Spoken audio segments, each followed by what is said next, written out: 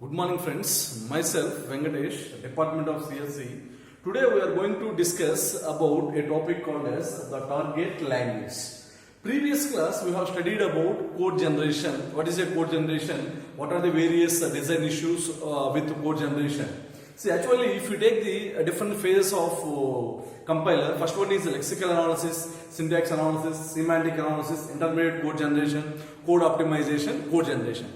Last class we have studied about the issues regarding code generation. Now in this class we are going to study about the target language. Another name for target language is object code form, or we can say the target machine, or we can say a simple target machine model. The similar name for target language is object code form, or we can say target machine, or we can say a simple target machine model. See, what we are going to discuss in this target language. In this target language, we are going to discuss about certain instructions as well as some addressing modes. In this one, we are going to study about the various instructions as well as some addressing modes. And finally, we are going to calculate the instruction cost. All these things we are going to discuss till now. See, first of all, what is a various instructions? See, let us assume that our target system will use some of the instructions as like first one is load operation, second one is store operation, third one is computational operation,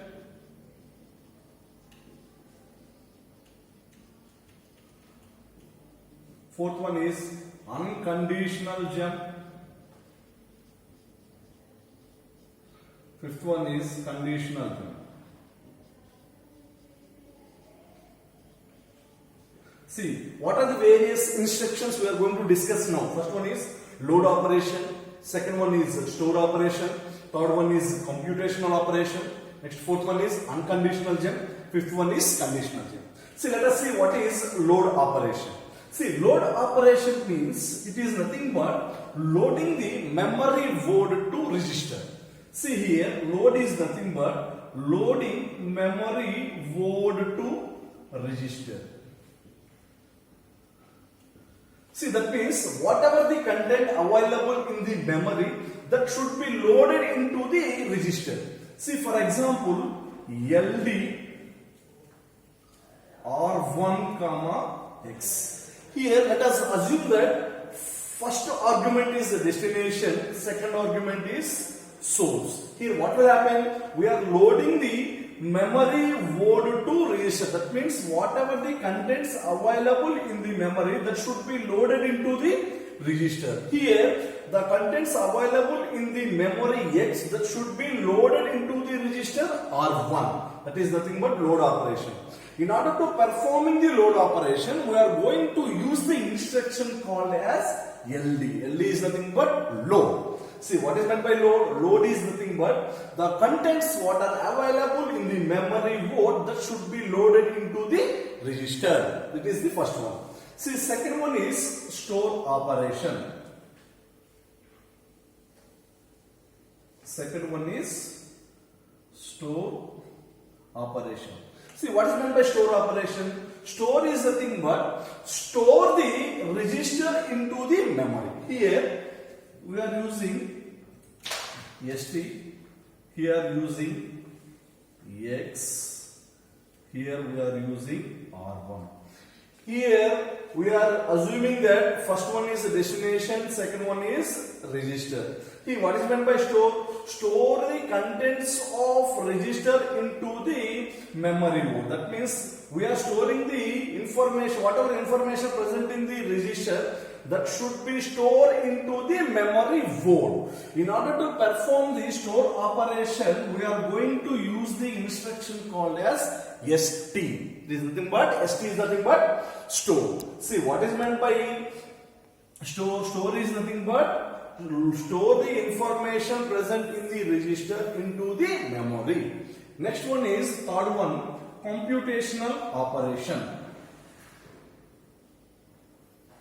Computational operations.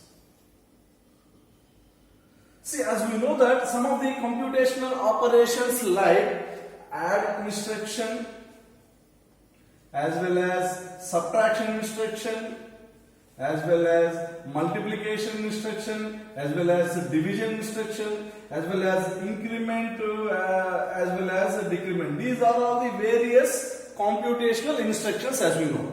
Here, how we are going to represent the computational operations? The general form of the computational operation is, first one is OP, second one is DST, that is nothing but destination. Next third one is SRC1 as well as SRC2. Here this is the syntax of the computational operations. Here what is meant by OP? OP is nothing but what type of operation we are going to performing. That is either it is the additional operation or subtraction operation or multiplication operation or division operation or increment operation or decrement operation. Here OP is represent what type of operation we are going to perform. Here DST means it is nothing but destination. DST means it is nothing but destination. Here what is meant by SRC1 and SRC2? These two arguments are the source 1 and source 2. These two are the source 1 and source 2. This is the representation of the computational operations. See, for example, if we take ADD add R1, R2, R3. If we take this example, here add is nothing but operation. What is meant by R1? R1 is the destination. What is meant by R2? R2 is the source 1. R3 is the source 2. It means we are going to performing the addition operation on R2 and R3. That information should be loaded into the register R1. That is why, because it is destination R1 is only. Like that. See, if you take, instead of addition, we are going to take subtraction.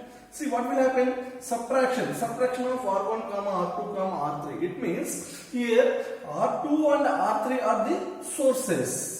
R2 and R3 are the sources. Here R1 is the destination. Here what will happen? We are going to performing the subtraction operation on R2 and R3. That should be stored into the destination register R1. Like this, we are going to performing the various operations like addition, subtraction, multiplication, as well as increment, decrement, like also. Okay. Next one is, fourth one is unconditional jump.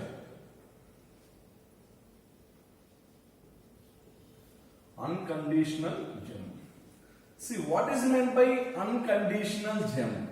See, unconditional jump means without checking any condition, the control directly goes to the corresponding location. We can call it as the unconditional jump.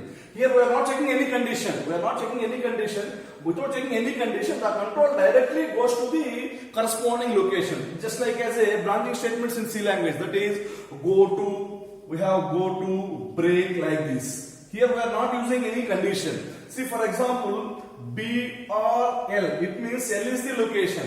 See, for example, if you write like this, B or 100 means, see what is meant by 100? We are not checking any condition. The control directly goes to the, if you write like this, B or 100, we are not checking any condition. The control directly goes to the corresponding location 100. See, whenever cursor is here, if we are not checking any condition, if we write like this, the cursor directly goes to the some 100 line that code will be executed next. Here we are not checking any condition. This is unconditional jump. Whereas next one is conditional jump. See, what is meant by conditional jump? See, by checking the condition, the control will goes to the corresponding location. First we are checking the condition. If the condition is true, then it will goes to the corresponding location. If the condition is false, the control will goes and execute the next set of instructions. Here, this is the unconditional jump. The major difference between conditional and unconditional means, in unconditional we are not checking any condition. Without checking any condition, the control directly goes to the corresponding location. Whereas in the conditional jump, we are checking the condition. If the condition is true, then control goes to the corresponding location. If the condition is false, then next two block of statements will be executed. It is just like as a control statements in C language or conditional statements in C language. If else, if later, or for, while, do while. Like this, the conditional control statements will be executed.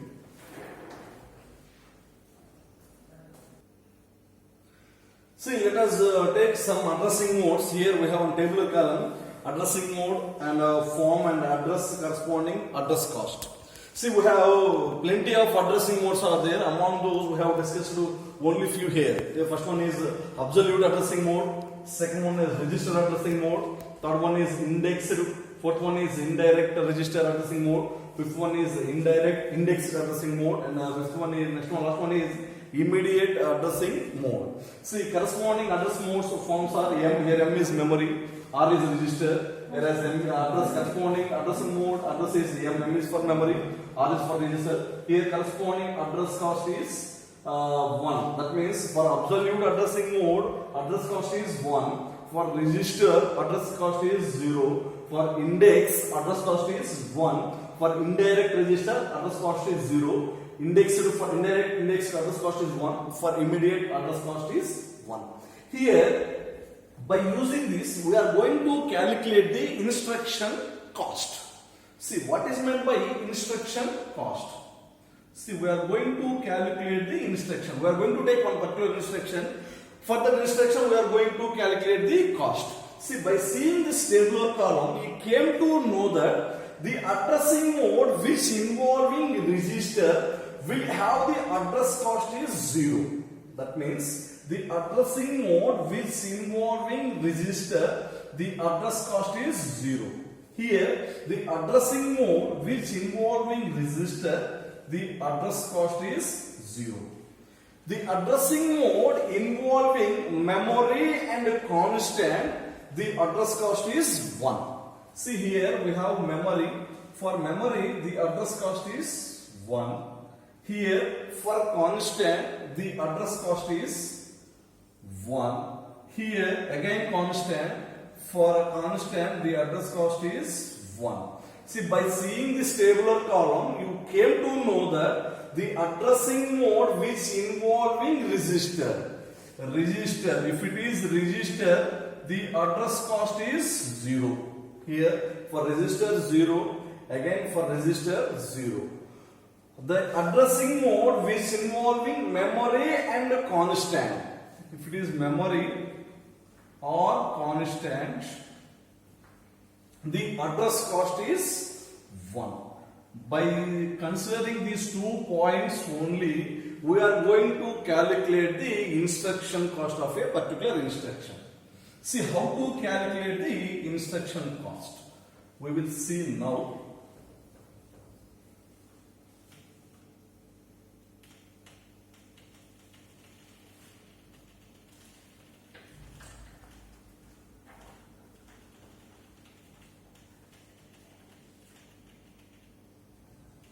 See how we are going to calculate the instruction cost. See, the formula for calculating the instruction cost is 1 plus cost of source and destination addressing mode.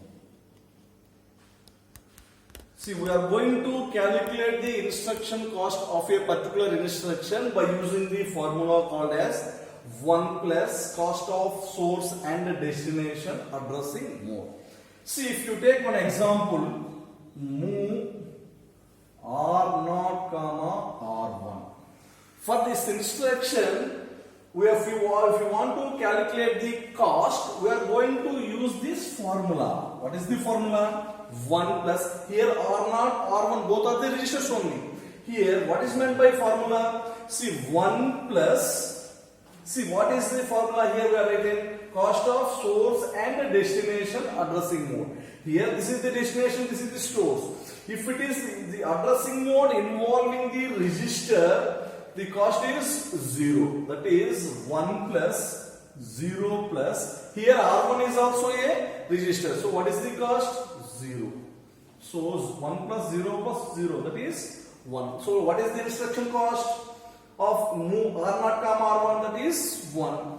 Again, if you take one more example, move R0 comma M. Here M is the memory. Here M is the memory. See, if you want to calculate the instruction cost for this instruction, see what is the formula here? 1 plus, here 1 plus, here R0 is register. So for register, what is the addressing cost? 0. 0 plus, for memory, M is memory. For memory, what is the addressing cost? 1.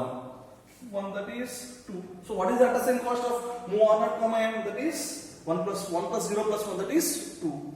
Next we will take one more example.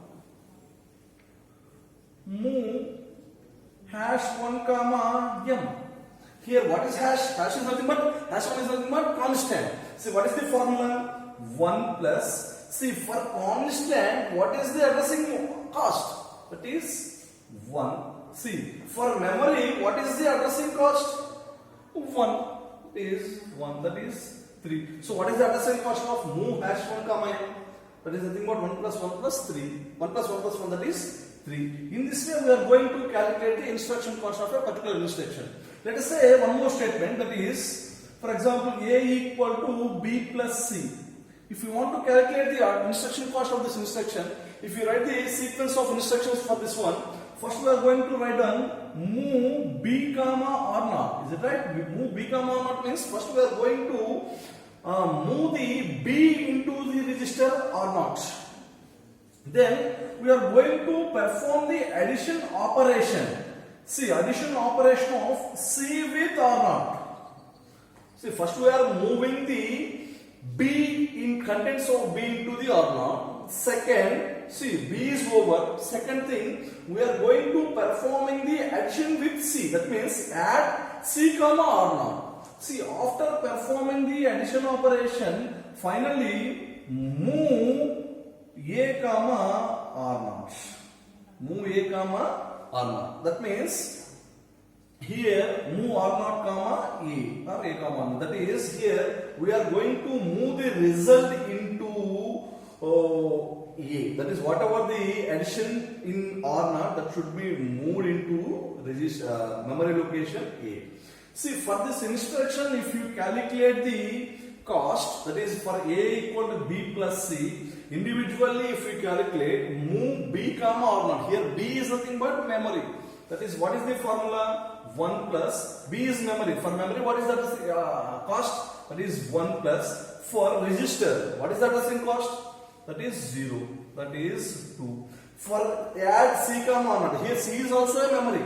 C, that equal to, what is the formula? 1 plus, here C is nothing but, C is not nothing but, it is not a constant, it is a some address for memory. That is, for memory, what is the cost? 1. 1 plus, R0 is a register. For register, what is the cost? It is 0.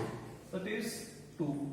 Like no, next, finally, move R0 comma A. R0 is nothing but, R0 is a register. See, 1 plus, for register, what is the cost? 0.